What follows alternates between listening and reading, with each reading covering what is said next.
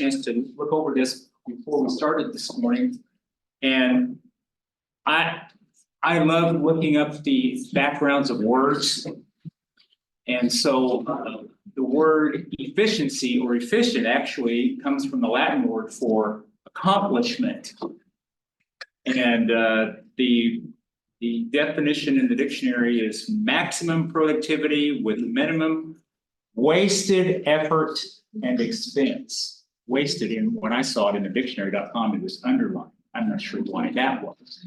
But anyway, so by the way, that picture was 9 years and 60 pounds ago. So but I kind of look, I still have that suit jacket and tie and shirt. And they probably don't fit as well. And just by as an aside, MCCA. So if you are involved in academic advising, either on a full-time, if that's your complete responsibility, or even in part, I want to talk to you, right? Because we need involvement in MCCA from community colleges. At this point, we have 112 members of MCCA, and of that, there are 9 members that are in community colleges. So, so I want to talk to you, and I would appreciate if you want to come and talk to me today.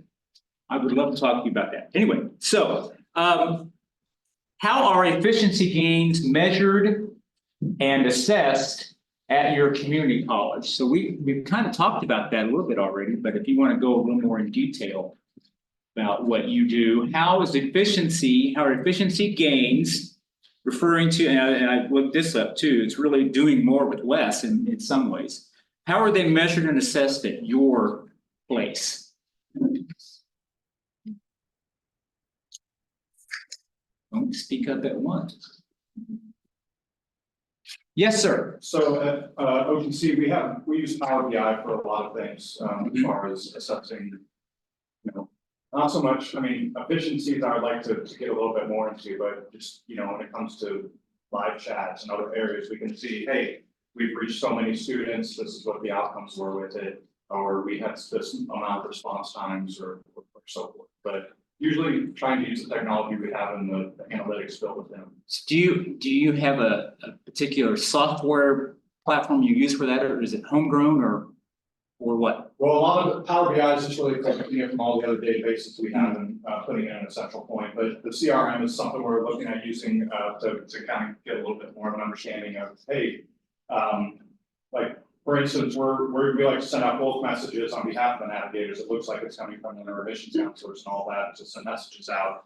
And that's some efficiency on that way. They don't have to get in there and send out 15 different messages every day, that we can just do it. So it's those types of efficiency we're trying to look at, and how many students it's reaching and what their conversion rates are and all that. But we can do a lot better. Okay, somebody else.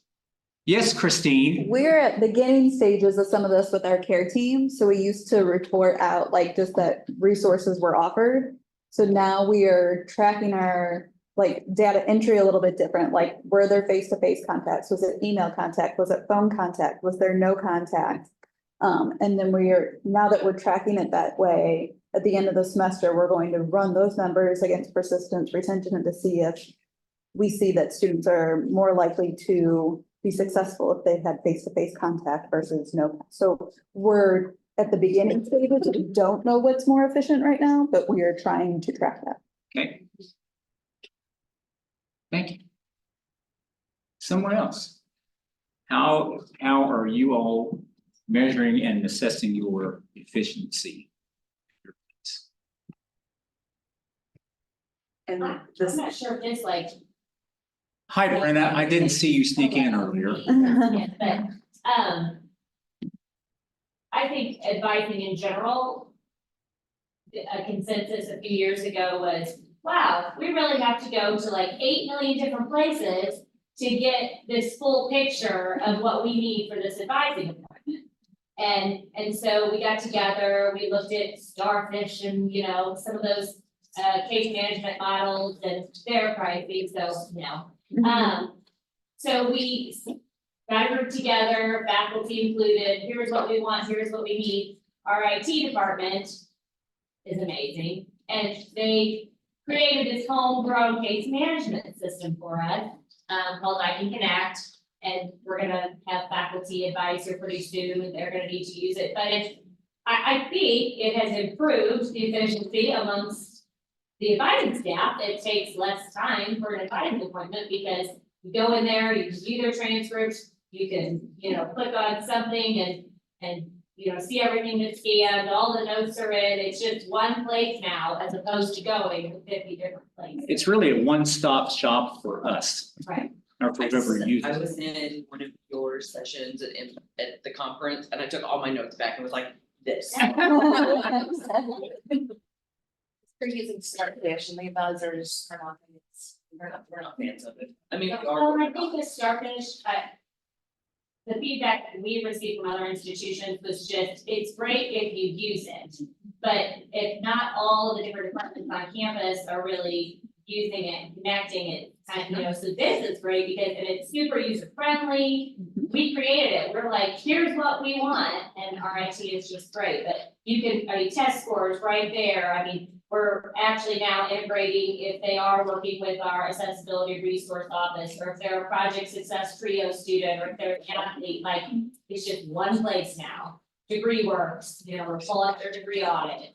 And we constantly talk about it. We informally, we talk amongst ourselves, but even at our training meetings, we discuss what do we need, how well is it working? What do we need to take out of it? What do we need to put into it? I like those conversations. I think it's very profitable for us. Yes. Stephanie from East Central, we use a retention tool that is now grown into our CRM and has grown into being used by multiple places.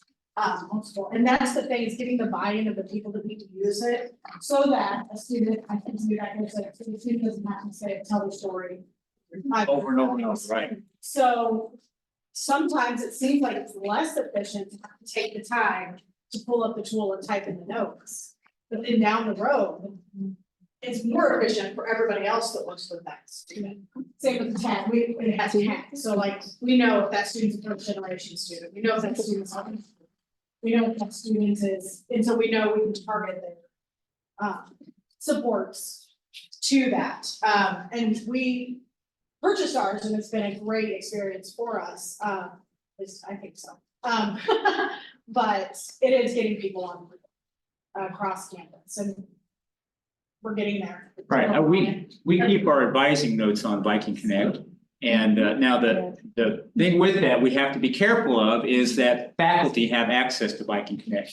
So in fact, it's on their tab, it's only on their tab in our platform. So they can see the notes that we write. So we have to be a little bit judicious as to how we, when we talk about students who are having trouble in this class, because the faculty can see that. But I'm depending more and more and more on those, looking at those notes. And you can tell who's had what advisor, because some of our advisors in the past write books. And then there's me who say, we enrolled him in such and such. So I'm trying to get better with my notes. But yeah, I agree.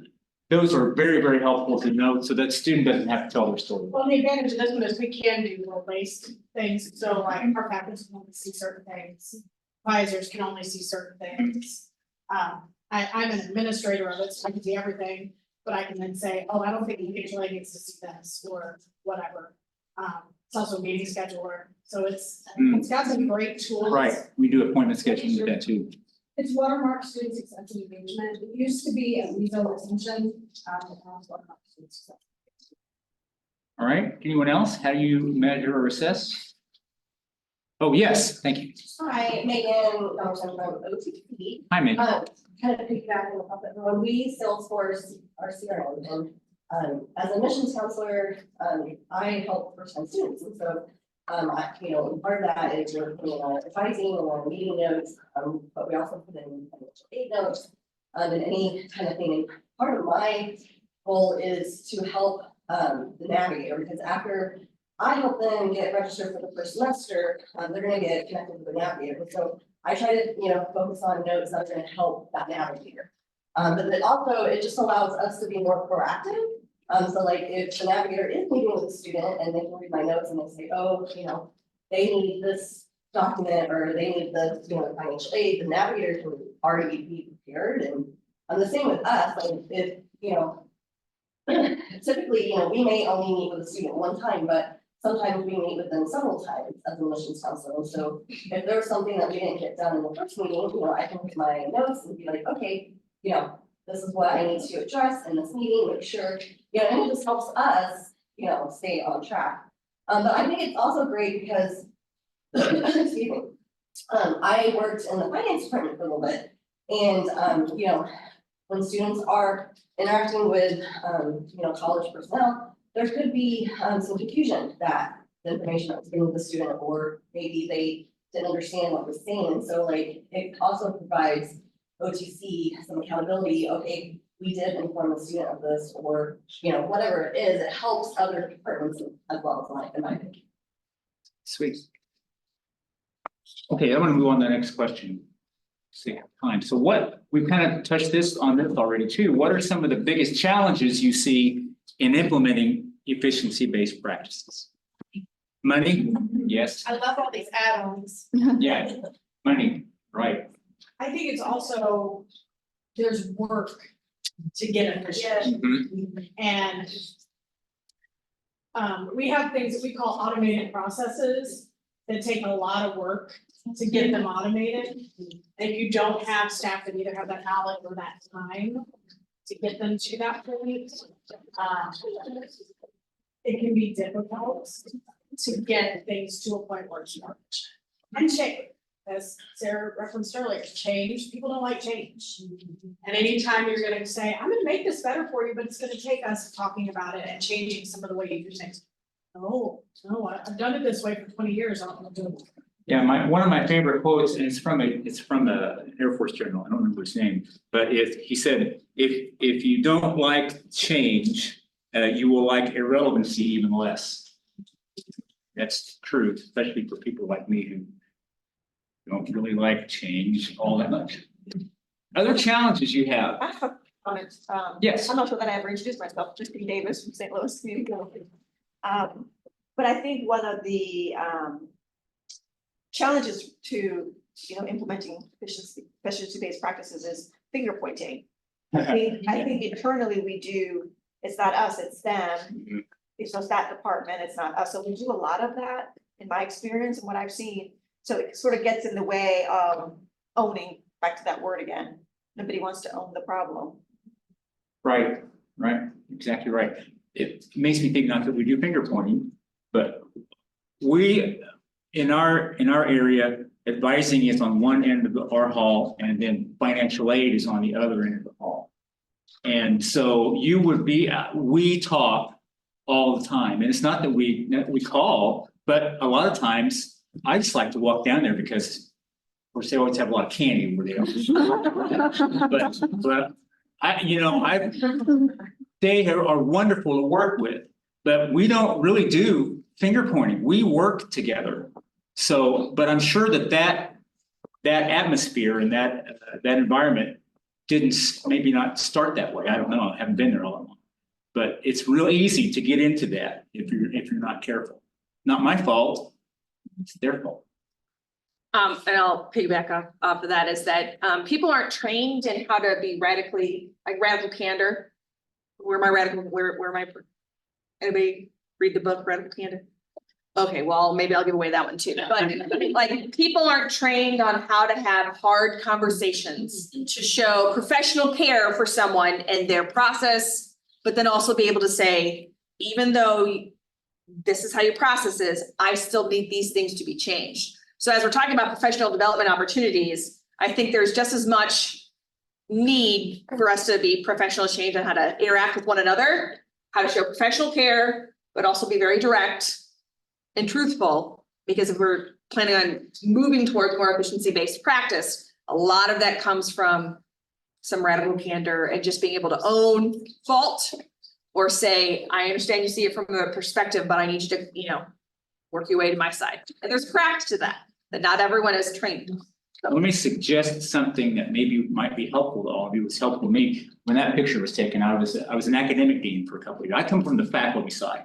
So, and my supervisor, bless her heart, we were talking about some issue the other day, and she says, you're On this, you're looking more like a faculty member than a student service person. Yeah, I know.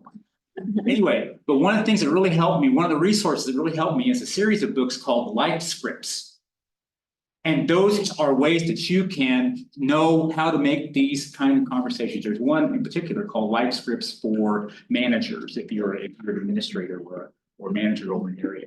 It just gives you scenarios. Here's what you need to say. Here's how to have that conversation. So Life Scripts, it's actually one word, Life Scripts. So think about that. Okay, and speaking of faculty, how are faculty and staff involved in developing and implementing these practices? So, you know, in thinking about your area's relationship with the academic side, how are they involved in implementing the practices that you want to implement from an efficiency standpoint? What do you do to involve them? Yes, ma'am. Also, Sarah Haynes, occupational navigator here at Jefferson College, but I reach out to the coordinators and the faculty because people that want certificates here, they want to go back to the workforce, and I teach the students networking is key. So let's build that relationship up. When is a good time to have these students come, and so I know their schedule for that semester. And this is an expert in IT. I'm not an expert in here, but I know this person is an expert. Okay, good. Thank you. Someone else? Yes. For some of the practices that we implement, we actually have like faculty trainings for them. So like we are using Starfish, we call it Radar Connect, and we've had advising trainings on it, faculty training on it, and some of our trainings we integrate together to talk about how they use flags, how we use flags, what flags do they raise that we should comment on, and reach out to the students, what flags do they raise that's just for them. And we don't need to also reach out to that when we're not bombarding the student. They're not emailing them, we're not emailing them, we're not calling them because we've already, that's too much for the students and then they just drop out because we call them too much. So the faculty is involved with some of that in those planning processes. How are we going to use this effectively? So we're not all just doing the same thing all the time. Good. Yes. For us, it's co-located as well, like all of our navigation centers are co-located with the instructors or in the areas where they actually are. So that's twofold. That helps students know where their navigators are because it's right there. We're trying to get better at that and try to co-locate more, but that's been a huge part of it because then the instructors, we've kept them kind of informed on, hey, this is the changes that we've been making. You don't have to worry about finding these things, just find out who their navigator is and get it to them. So when you tell them, hey, just give it to us and we'll take it from there, that's a huge part of it. But they also, like in the technical education side, they're talking to, in health sciences and even ASB, they're all talking to the instructors because they know what's going on a lot more than we do often because they're with students every day. Right. Good. That's a good point. Back folks aren't speaking, but Rachel does all of our student engagement, like tours, campus experiences, and you always reach out continually to our faculty to say, hey, what would you like for us to talk about when we come around on campus? Like you tell us highlights, you give us student success stories so that I can share that with our incoming students. And that way she knows whose offices to stop by, that if they're there, that they can share those stories. So you do that. Registrar's office is always asking, hey, what forms, how can we make those better for faculty members? So I think we involve faculty quite often on our campus because we know that sometimes they are the decision makers. We do that too, whenever our students reach out and they want tours, we ask them what they're interested in.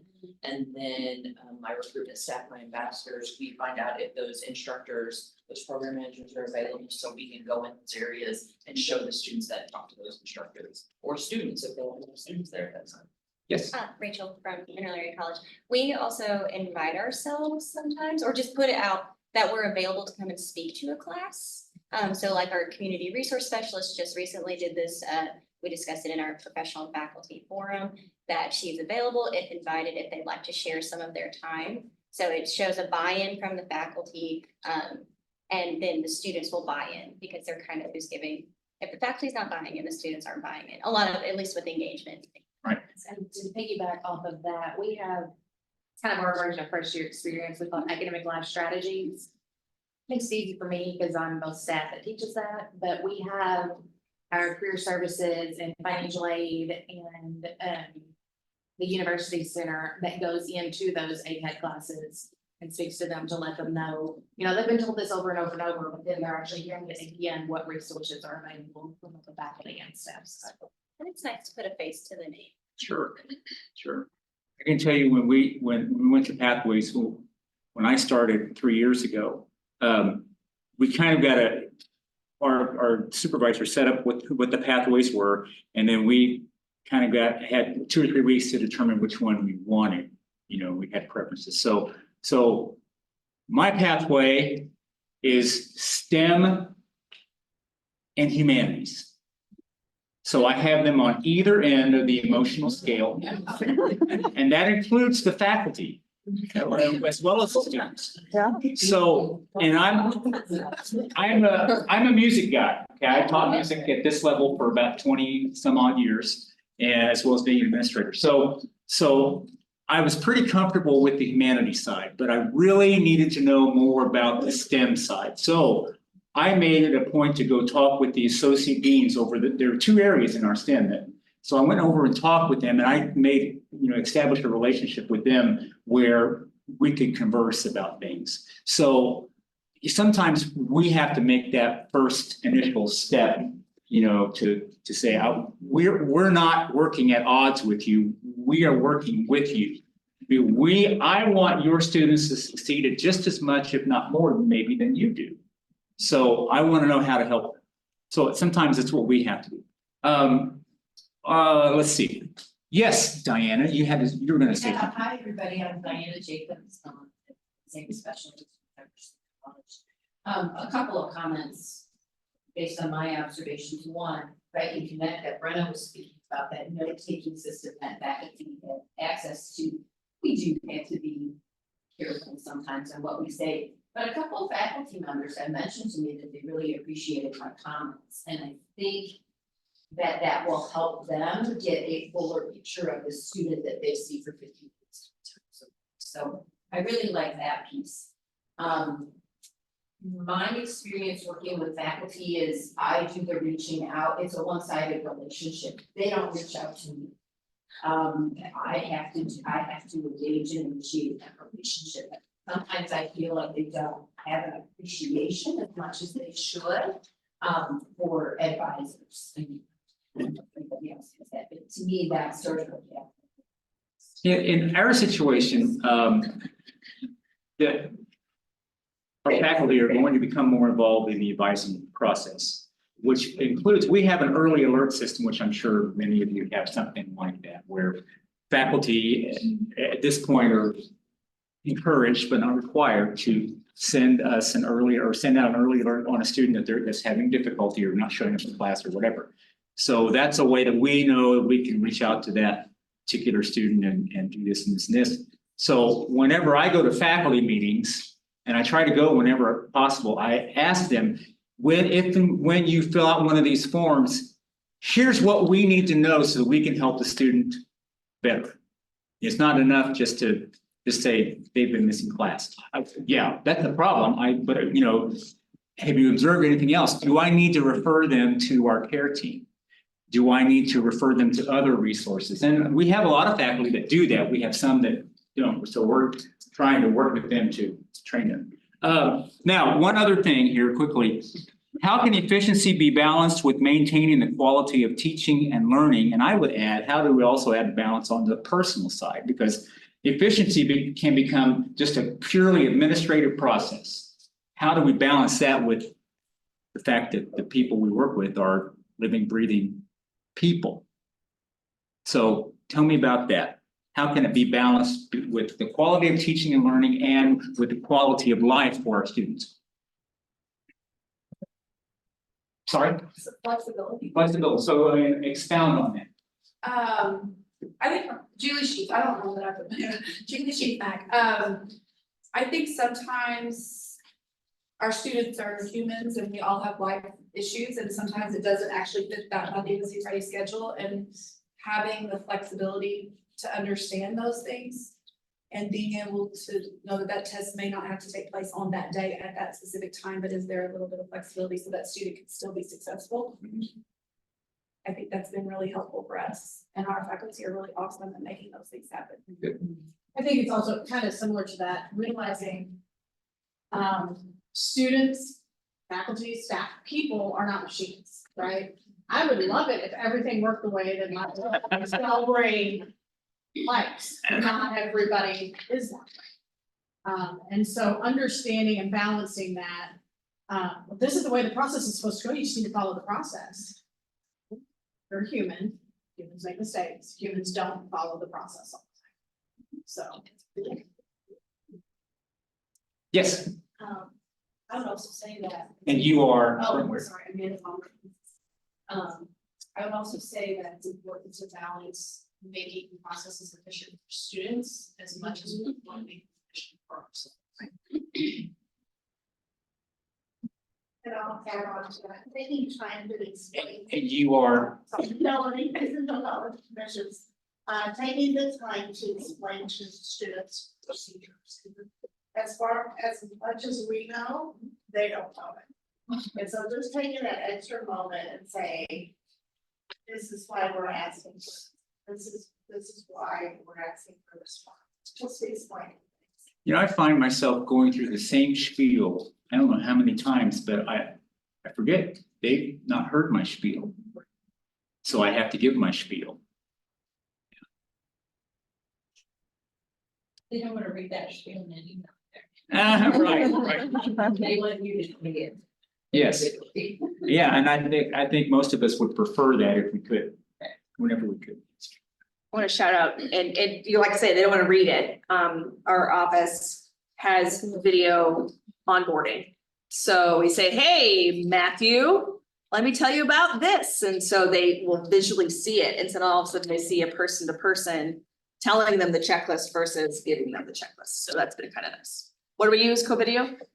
Co-video. And it's not that expensive.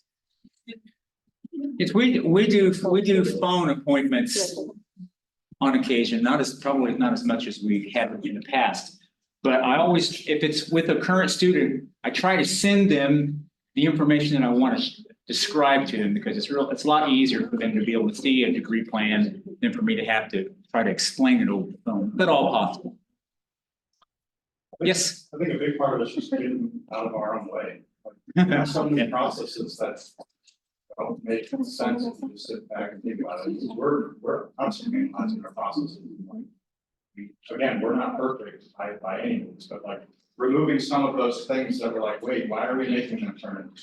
Something that we can find on our own through a report or whatever. Now, some things we're federally obligated to do, but like separate those from what are internal things that we're getting in our own way.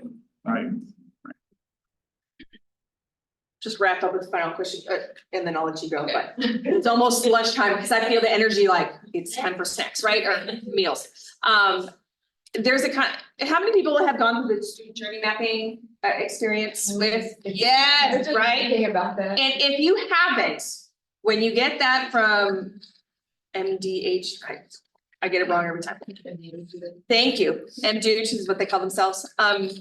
If you see those journey mapping experiences, they're like, hey, petition to be a student journey mapping, because the entire concept is taking apart a process, finding out where the pain points are, finding out where the celebratory things are, and making it more an efficiency-based but human practice. So as I'm listening to all of you, I feel like for those of us who have gone through those student journey mapping things, we did a session at MCCA.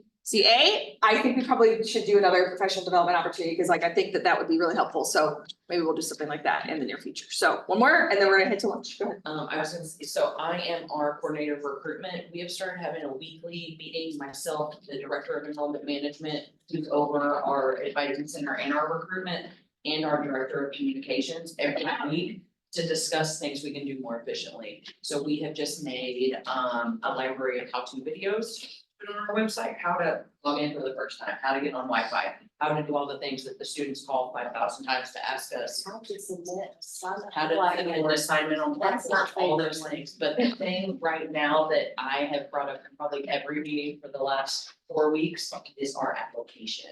I despise it.